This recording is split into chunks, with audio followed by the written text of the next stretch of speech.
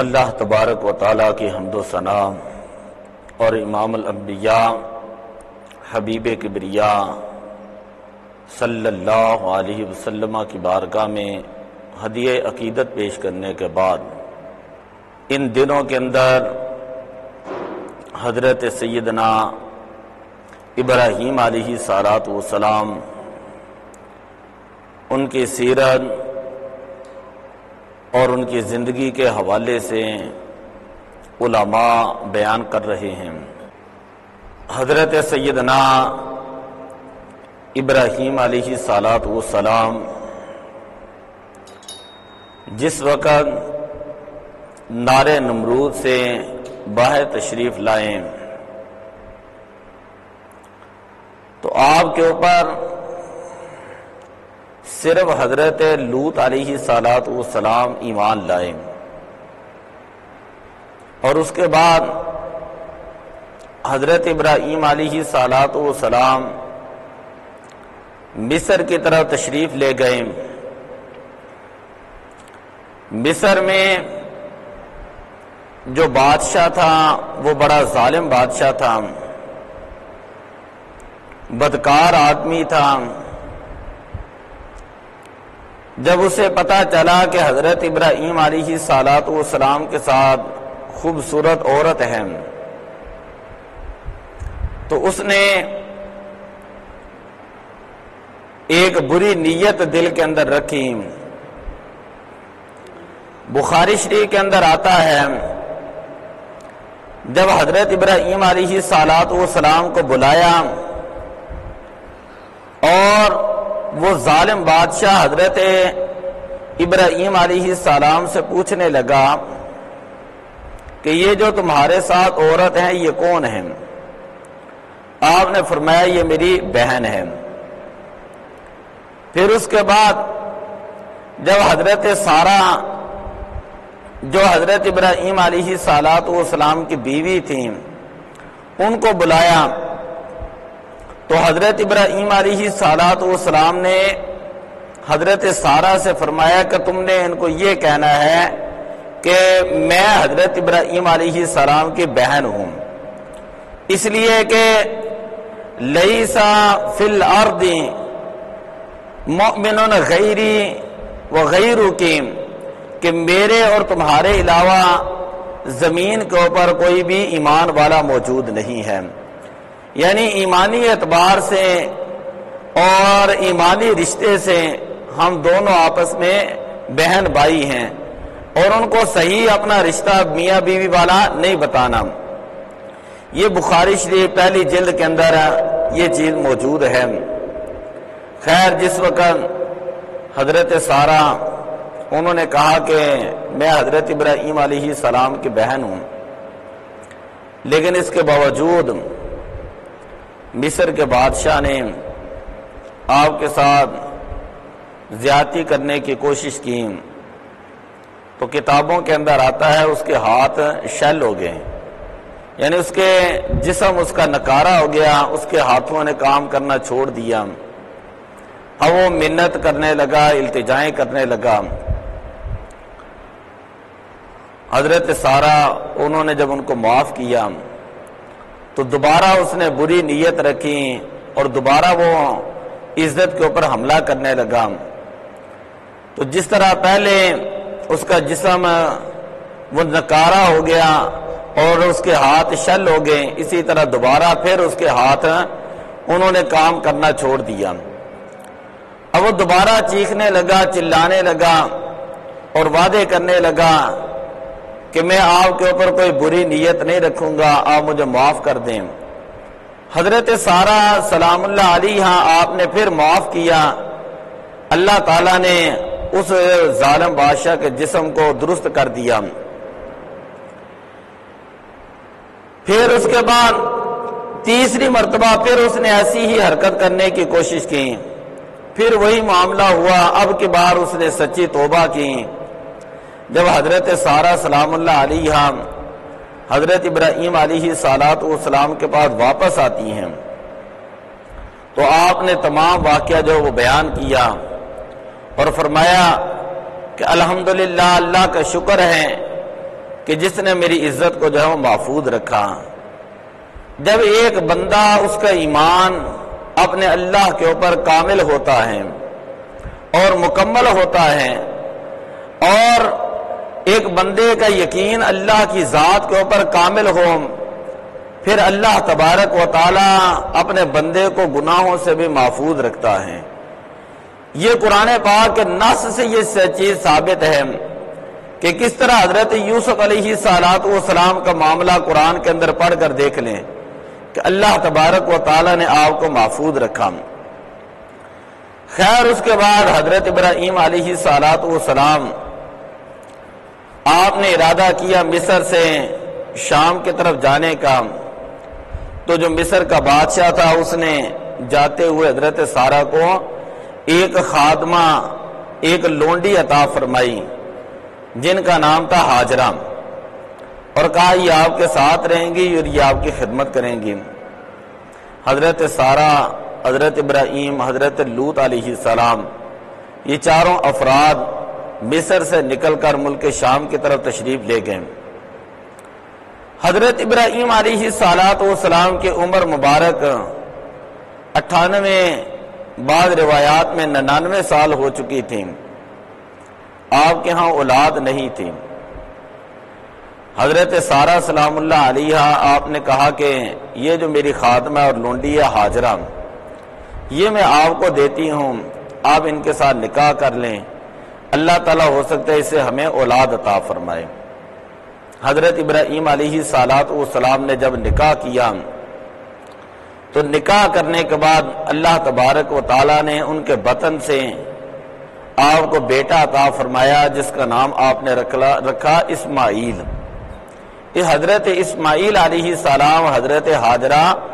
ان کے بطن مبارک سے پیدا ہوئے۔ ابھی تھوڑا ہی عرصہ گزرا تھا کہ حضرت سارہ سلام اللہ علیہ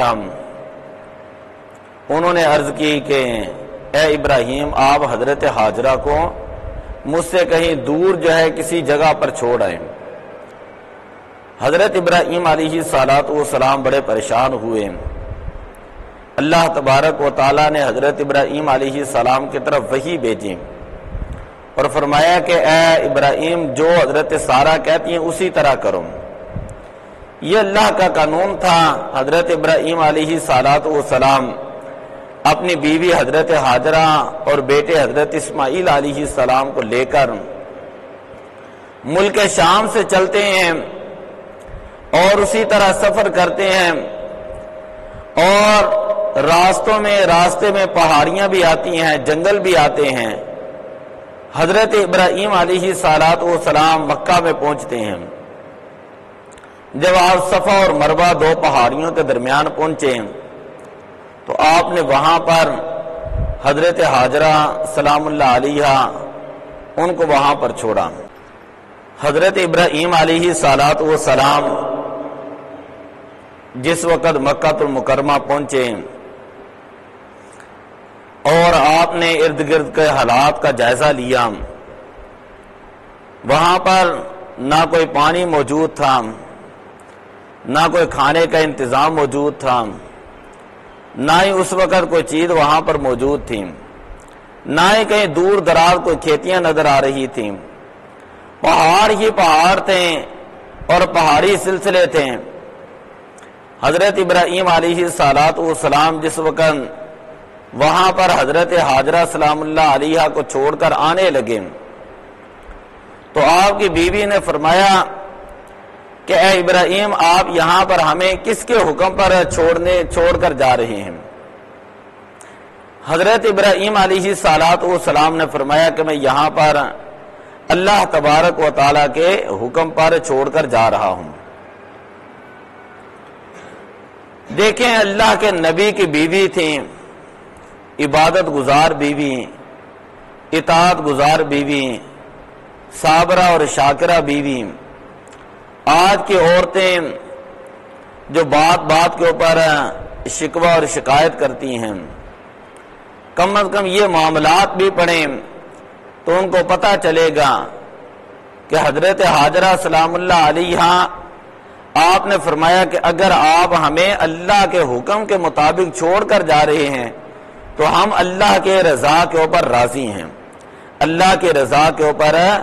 راضی ہیں۔ حضرت ابراہیم علیہ السلام جب آنے لگے، آپ نے جو دعا کی،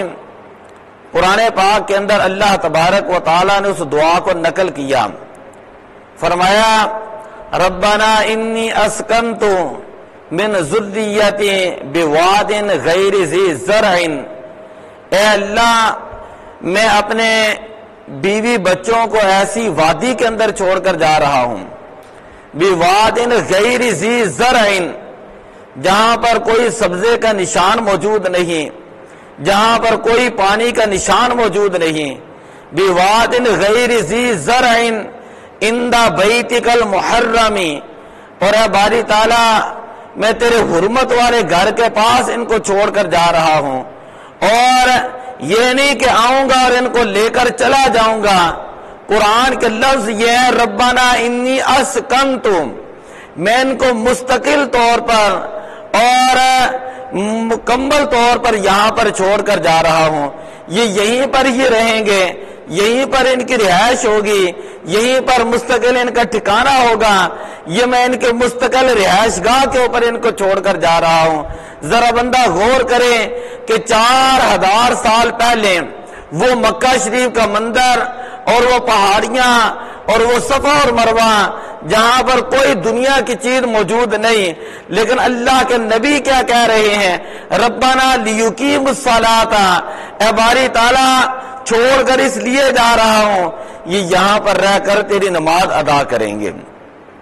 آج سے 4000 سال پہلے حضرت ابراہیم علیہ السلام جب آپ مکہ سے ملک شام واپس جا رہے تھے تو آپ نے دعا فرمائی فَجْعَلْ أَفْئِدَةً مِّنَ النَّاسِ، اے باری تعالیٰ لوگوں کے دلوں کو جو ہے وہ فَجْعَلْ أَفْئِدَةً مِّنَ النَّاسِ تَهْوِي إِلَيْهِمْ، لوگوں کے دلوں کے اندر ان کی محبت کو پیدا فرما دیں، لوگوں کے دلوں کے اندر اس جگہ کی محبت کو پیدا فرما، صفا و مروہ کی محبت کو پیدا فرما، اپنے گھر کی محبت کو پیدا فرما، اور باری تعالیٰ لوگوں کے دلوں کے اندر میرے بیٹے اور میری بیوی ان کی محبت کو پیدا فرما۔ فَجْعَلْ أَفْئِدَةً مِّنَ النَّاسِ تَهْوِي إِلَيْهِمْ، اور اس محبت کی جو ہے وہ ایسی محبت ہو تَهْوِي إِلَيْهِمْ، وہ ان کی طرف کھینچے چلے آئیں، وہ ان کی طرف دور دراز علاقوں سے لوگ ان کی محبت کے لیے یہاں پر آئیں۔ فَجْعَلْ أَفْئِدَةً مِّنَ النَّاسِ تَهْوِي إِلَيْهِمْ وَارْزُقْهُم مِّنَ الثَّمَرَاتِ، اور اے اللہ ان کو جو ہے وہ طرح طرح کے پھل عطا فرمانا، طرح طرح کے پھل عطا فرمانا، لعلہم یشکرون، تاکہ یہ شکر گزار بنے، تاکہ تیری نعمتوں کو استعمال کریں اور تیرے یہ شکر گزار بندے بنے۔ ذرا غور کریں 4000 سال پہلے کا وقت اور آج کا وقت، 4000 سال گزر چکے ہیں، ابھی تک وہاں پر کوئی کھیتی کا نام و نشان موجود نہیں، لیکن اس کے باوجود حضرت ابراہیم علیہ السلام کی دعا کی قبولیت کا اندازہ لگائیں کہ دنیا جہاں سے مسلمان وہاں پر جاتے ہیں، خواہ کوئی امریکہ سے ہو،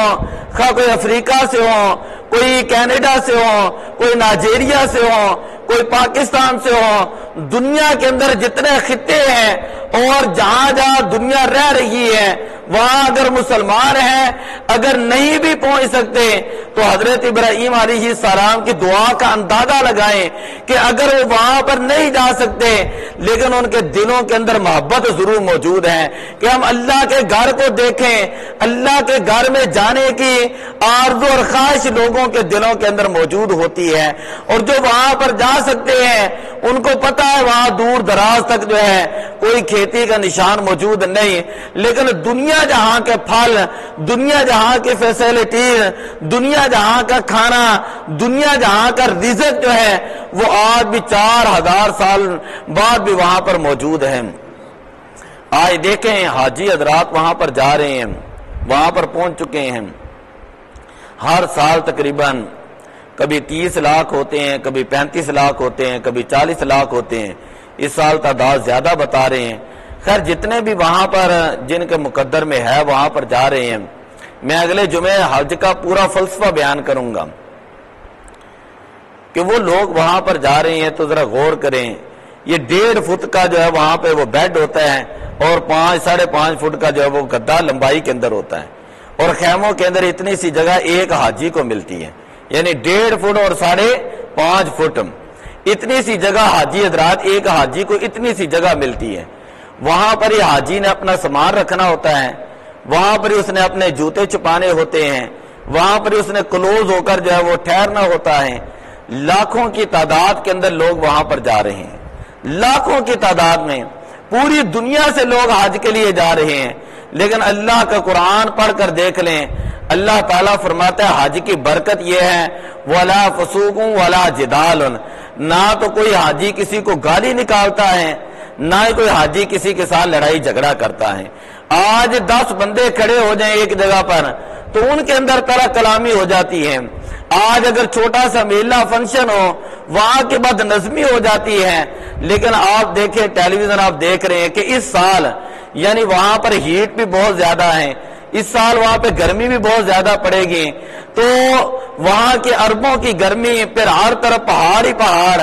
اور محنت اور مشقت اور سفر کی مشقت، پھر اس وہاں پر جانا اور فیسلٹیز اتنی نہ ہونی، لیکن اس کے باوجود حاجی حضرات وہاں پر جاتے ہیں، کھلے میدان کے نیچے آرام کر رہے ہوتے ہیں، سڑکوں کے اوپر آرام کر رہے ہوتے ہیں۔ آپ مینا میں جا کر دیکھیں، آپ مزدلفہ میں جا کر دیکھیں، آپ عرفات کی کھلی زمین جا کر دیکھیں، اللہ کے نیک بندے اللہ کی رضا کی خاطر وہاں حج کے لیے حاضر ہیں، اور عالم یہ ہے کہ ہر ایک کی زبان کے اوپر صرف لبیک اللہم لبیک کی صدا موجود ہے، کسی کی زبان کے اوپر گالی نہیں، کسی کی زبان کے اوپر شکوہ نہیں، کسی کی زبان کے اوپر شکایت نہیں، کسی کی زبان کے اوپر لڑائی جھگڑا نہیں، کسی کی زبان کے اوپر جھوٹ نہیں، کسی کی زبان کے اوپر چغلی نہیں، کسی کی زبان کے اوپر سیاست نہیں۔ وہاں پر لاکھوں لوگ جا رہے ہیں اور صرف اللہ کے گھر کی زیارت کے لیے جا رہی ہیں، وہ لاکھوں افراد اللہ کے گھر کی زیارت کرتے ہیں اور ساتھ کبھی صفا کی طرف جا رہے ہیں، کبھی مروہ کی طرف جا رہے ہیں، کبھی وہ مینا کی طرف جا رہے ہیں، کبھی وہ شیطان کو کنکریاں مار رہے ہیں، کبھی وہ مقام ابراہیم پر نفل ادا کر رہے ہیں۔ جو حاجی حضرات وہاں پر جاتے ہیں ان کو پتہ چل جاتا ہے کہ جب وہ خانہ کعبہ کا طواف کرتے ہیں تو تھوڑی سی جگہ ہے، پھر ایک پورشن، دوسرا پورشن، 4-5 پورشن ہے، کہ کتنی محنت وہاں پر لگتی ہے، کتنی مشقت وہاں پر لگتی ہے۔ تو کہنے کا مطلب یہ ہے کہ حضرت ابراہیم علیہ السلام نے دعا کی تھی کہ اے باری تعالیٰ فجعل افئدۃ من الناس تہوی الیہم، اے اللہ لوگوں کے دلوں کے اندر اس گھر کی محبت کو پیدا فرما، اے اللہ لوگوں کے دلوں کے اندر میرے بیٹے کی محبت کو پیدا فرمانا، اور اے اللہ لوگوں کے دلوں کے اندر میری بیوی کی محبت کو پیدا فرمانا۔ 4000 سال پہلے کی دعا ہے، اور آج بھی بندہ خواہش کرتا ہے، پہنچ نہ ہونا ایک الگ معاملہ ہے، لیکن خواہش ہوتی ہے کہ اللہ کا گھر جا کر دے کر آئیں۔ اور حدیث میں آتا ہے کہ حضرت ابراہیم علیہ السلام نے سامنے جو پہاڑی تھی جبل ابی قبیس، خانہ کعبہ شریف کے سامنے جو پہاڑی ہے، باہر نکلے، وہاں پر کھڑے ہو کر اللہ کی بارگاہ میں دعا کی تھی کہ اے اللہ کہ میں تیری طرف سے حج کا اعلان کرتا ہوں، وَأَذِّنْ بِالنَّاسِ بِالْحَجِّ، تیرا حکم ہے تو میں حج کا اعلان کرتا ہوں۔ وہاں پر اس وقت نہ کوئی ٹیلی ویژن تھے، 4000 سال پہلے، ذرا غور کریں، نہ اس وقت، اب تو یہاں پہ ذرا سی بات کریں تو سوشل میڈیا ہے، اور میڈیا الیکٹرانکس میڈیا یہ اتنا فاسٹ ہو چکا ہے کہ دنیا کے ایک کونے میں کوئی واقعہ ہوتا ہے دوسرے کونے میں فوراً پتہ چل جاتا ہے، 1 سیکنڈ سے پہلے پتہ چل جاتا ہے کہ امریکہ کے اندر کیا خبر ہوئی، پاکستان کے اندر کیا خبر ہوئی۔ لیکن اللہ کے نبی نے جبل ابی قبیس کے اوپر چڑھ کر اعلان کیا کہ اللہ کے حکم کے مطابق حج کرنا ضروری ہے، تو نبی پاک صلی اللہ علیہ وسلم نے فرمایا کہ جن روحوں نے جو عالم ارواح کے اندر بھی لبیک کہا، جن روحوں نے عالم ارواح کے اندر بھی لبیک کہا، اللہ تعالیٰ ان روحوں کو جو ہے حج کی توفیق عطا فرماتا ہے، اور جس روح نے جتنی مرتبہ کہا ہے اللہ تعالیٰ اس روح کو اتنی ہی مرتبہ اپنے گھر کی حاضری عطا فرماتا ہے۔ کئی لوگ ہیں جو ہر سال حج کے لیے جاتے ہیں، کئی لوگ ہیں وہ عمرے کے لیے ہر سال کے اندر 2-2 3-3 مرتبہ چلے جاتے ہیں، ایسے خوش نصیبی لوگ ہیں۔ خیر جب حضرت ابراہیم علیہ السلام چھوڑ کر واپس آئے اور آپ پھر کبھی کبھار جا کر حضرت ہاجرہ حضرت اسماعیل علیہ السلام سے ملنے کے لیے جاتے تھے۔ جس وقت حضرت ہاجرہ سلام اللہ علیہ کے پاس جو تھوڑا سا پانی تھا وہ ختم ہو گیا، جو چند ایک کھجوریں تھی وہ ختم ہو گئی اور پیاس کی شدت ہوئی، حضرت اسماعیل علیہ السلام بھی پیاس کی شدت کی وجہ سے آپ جو اس وقت آپ جو ہے وہ رونے لگے۔ تو جس طرح کے حدیث کی کتابوں کے اندر آتا ہے، بخاری شریف کے اندر آتا ہے، حضرت ہاجرہ سلام اللہ علیہ آپ کبھی صفا کی پہاڑی پہ چلی جاتی ہیں اور دیکھتی ہیں کہ کہیں دور دراز کوئی قافلہ نظر آئے یا کہیں پر کوئی پانی کے آثار نظر آئیں، پھر آپ وہاں سے پھر نیچے تشریف لاتی ہیں، یہ صفا ہے، نیچے تشریف لاتی ہیں اور آج جہاں پر وہاں پر سبز لائٹیں ہیں یہ بالکل ہیں جو وہ درمیانی جگہ تھی اور وہاں پر ٹھہرتی ہیں۔ پھر آپ جب بچے کی جب رونے کی آواز کو سنتی ہیں تو پھر آپ مروہ کی طرف چلی جاتی ہیں، کبھی آپ صفا کی طرف جاتی ہیں، کبھی آپ مروہ کی طرف جاتی ہیں، کبھی صفا کی طرف کبھی مروہ کی طرف۔ آپ پڑھ کر دیکھ لیں شریعت کو، 7 چکر حضرت ہاجرہ سلام اللہ علیہ نے اس وقت لگائے۔ کتنے چکر ہے؟ 7 چکر۔ آج حاجی حضرات جب وہاں پر جاتے ہیں تو یہ 7 چکر لگانا ضروری ہوتا ہے ان کے لیے۔ اگر وہ 7 چکر نہ لگائیں، سعی نہ کریں، نہ کسی کا حج قبول ہوتا ہے، نہ کسی کا عمرہ قبول ہوتا ہے، نہ حج قبول ہوتا ہے، نہ ہی عمرہ قبول ہوتا ہے۔ لوگ کہتے ہیں کہ اللہ کے ولی جو ہیں وہ ان کو یاد نہیں کرنا چاہیے۔ ہم کہتے ہیں کہ اللہ تعالیٰ نے حج کے موقع کے اوپر، عمرہ کے موقع کے اوپر حضرت ہاجرہ سلام اللہ علیہ کی یاد کو آج تک زندہ رکھا ہوا ہے۔ 4000 سال پہلے وہ جو حضرت ہاجرہ سلام اللہ علیہ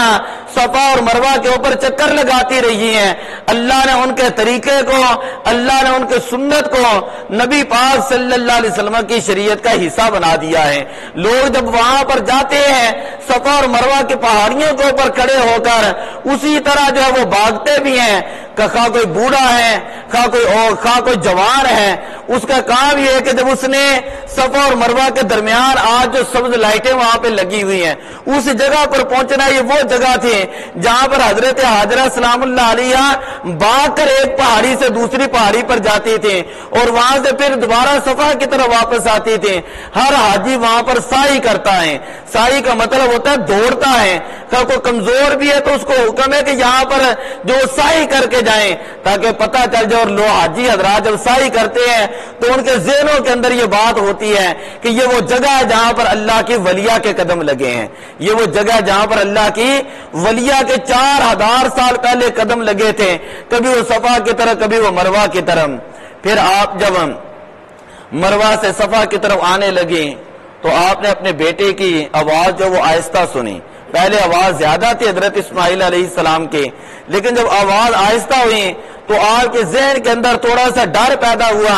اب بھاگ کر اپنے بیٹے کی طرف آئیں کہ آواز آہستہ کیوں ہوئی ہے؟ تو کیا دیکھتی حضرت اسماعیل علیہ السلام وہ اپنی ایڑیاں جو ہے وہ زمین کے اوپر مار رہے ہیں، وہ پتھریلی زمین، پتھر والی زمین، آج بھی وہاں پر دیکھے پہاڑی پہاڑ ہیں، وہ پتھریلی زمین کے اوپر حضرت اسماعیل علیہ السلام اپنی چھوٹی چھوٹی ایڑیاں لگا رہی ہیں اور وہاں سے پانی کے جو وہ چشمہ جاری ہو چکا ہے، وہ پانی آپ کے ارد گرد جو پھیلا۔ حضرت ہاجرہ سلام اللہ علیہ آپ فوراً آتی ہیں، آپ نے تھوڑے تھوڑے چھوٹے چھوٹے پتھر جتنے بھی آپ نے ان کو پکڑا اور اس کے ارد گرد باڑ لگائی اور آپ نے فرمایا ماؤ زمزم، ماؤ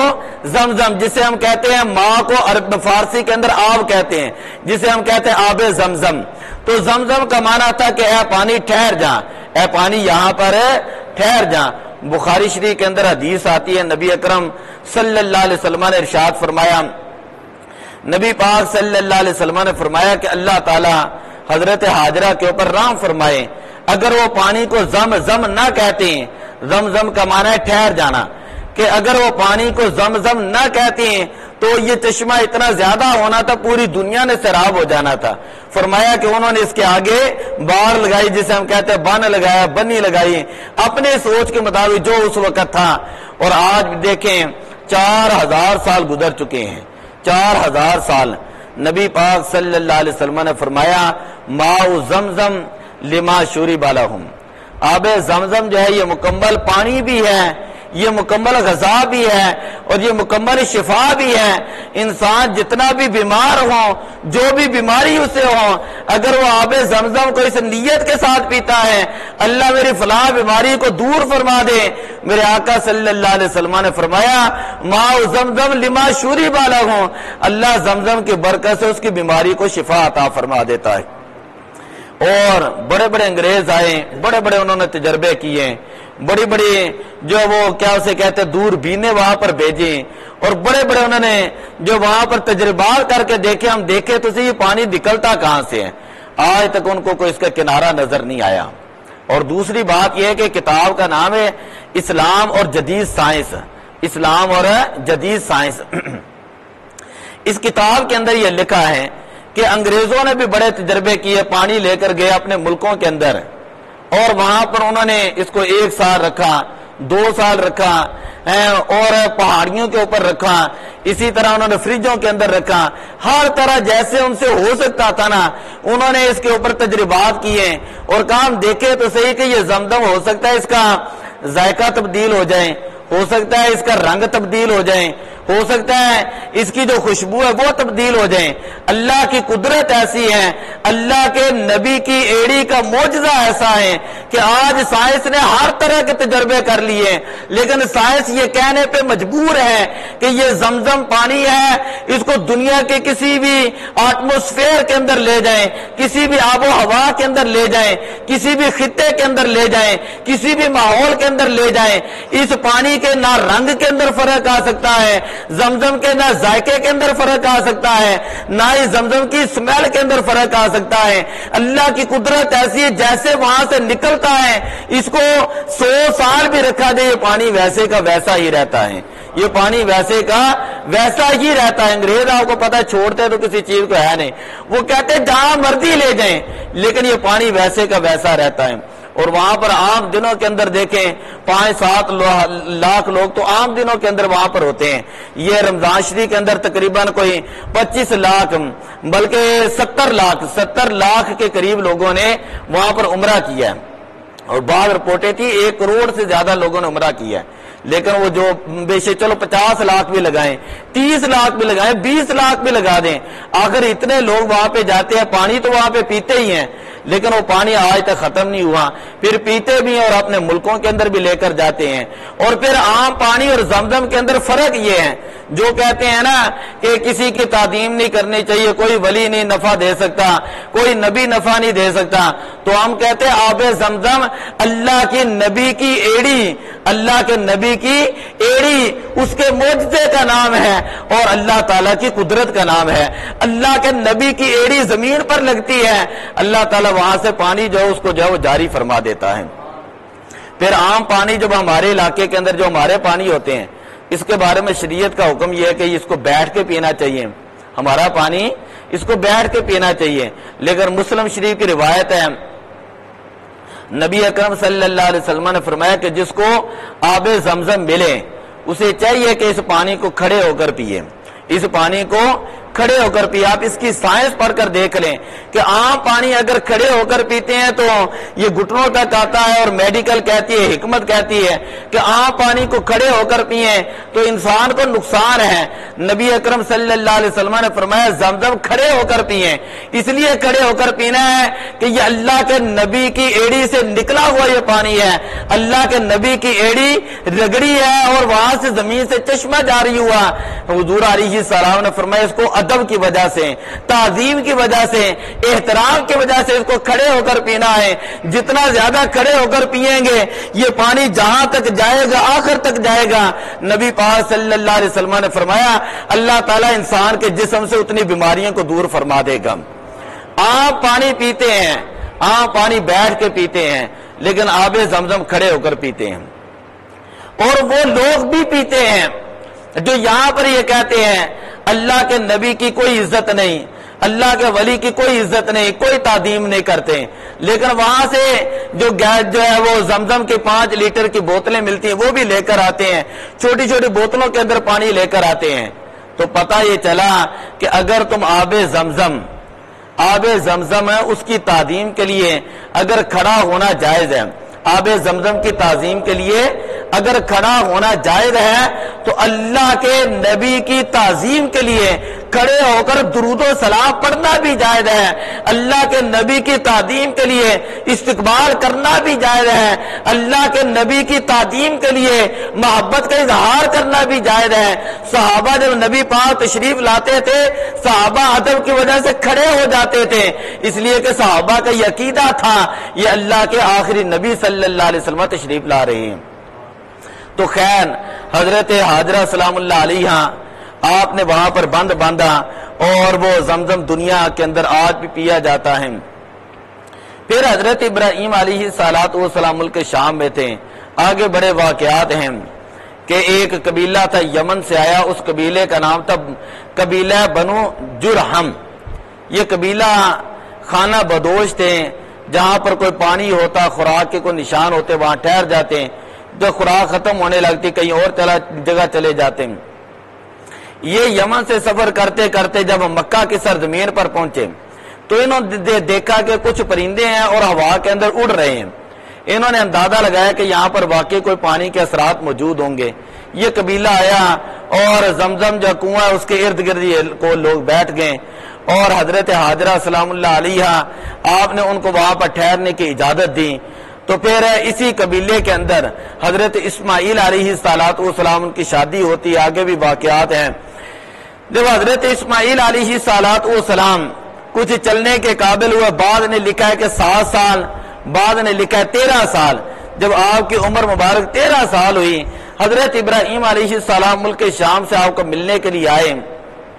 اور یہاں ایک آدھ دن ٹھہرے، عام طور پر ہوتا مل کے واپس چلے جاتے ہیں۔ پہاڑی کے آپ نے ساتھ ٹیک لگا کر بیٹھے ہوئے تھے، آپ کو اونگ آئی تو خواب کے اندر حکم ہوا کہ اے ابراہیم اپنے بیٹے کو میری راہ کے اندر ذبح کرو، اپنے بیٹے کو میری راہ کے اندر قربان کر دو۔ حضرت ابراہیم علیہ السلام 8 ذوالحجہ کو یہ خواب آیا تو آپ سارا دن غور و فکر کرتے رہے۔ تو 8 ذوالحجہ کو آج بھی کہتے ہیں یوم ترویہ، یوم ترویہ۔ ترویہ کا مطلب یہ ہے کہ سوچو بچار کا دن۔ پھر 9 ذوالحجہ کی رات کو دوبارہ خواب آیا، پھر آپ سارا دن سوچتے رہے۔ پھر اس کے بعد 10 ذوالحجہ کی رات کو یہ خواب آیا تو آپ نے پھر 10 ذوالحجہ کی صبح کو فجر کے بعد آپ نے چھری لی اور اپنے بیٹے کو ساتھ لیا، اور وہ جو مینا کی پہاڑی ہے اس کے اوپر آج بھی انہوں نے نشان بنایا ہوا ہے، وہاں پر چلے گئے اپنے بیٹے کو ذبح کرنے کے لیے۔ حضرت ابراہیم علیہ السلام اپنے بیٹے کو جب ذبح کرنے کے لیے گھر سے نکلنے لگے، حضرت حاجرہ نے پوچھا کہ کہاں پہ لے کے جا رہے ہیں؟ تو آپ نے فرمایا کہ میں دوست کی ملاقات کے لیے جا رہا ہوں، دوست کی ملاقات کے لیے جا رہا ہوں۔ جب آپ جا رہے تھے تو راستے کے اندر شیطان آیا، اور شیطان پہلی مرتبہ آیا حضرت حاجرہ سلام اللہ علیہا کے پاس اور آ کر کہنے لگا تمہیں پتہ ہے حضرت ابراہیم علیہ السلام اپنے بیٹے کو کہاں پہ لے کے گئے ہیں؟ کہا کہ وہ تو دوست کی ملاقات کے لیے لے کر گئے ہیں۔ آپ نے یہ واقعہ سنا ہوگا۔ کہا کہ نہیں، وہ تو اپنے بیٹے کو قربان کرنے کے لیے گئے ہیں۔ کہا کس کے حکم پر؟ کہا اللہ کے حکم پر۔ کہا اگر اللہ کا حکم ہے تو اس جیسے ہزاروں بیٹے بھی اس کے اوپر قربان ہوں۔